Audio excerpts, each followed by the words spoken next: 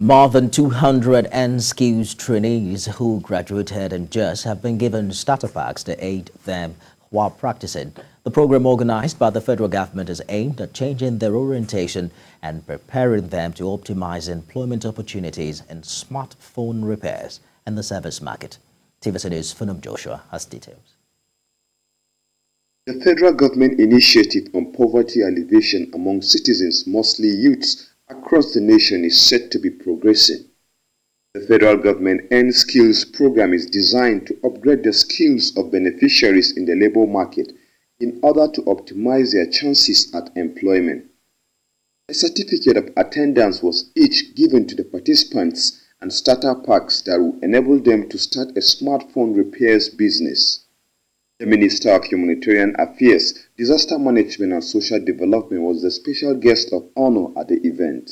We have graduated a number of youths from Plateau State who, through the Earn Skill program, are going to go out there as men and women who have been trained on how to repair smartphones and other relevant such gadgets that they can work on. And so today they are being given their starter packs to make sure that they establish workshops of their own and transfer whatever they have learned to others who might come under their workshop as apprentices.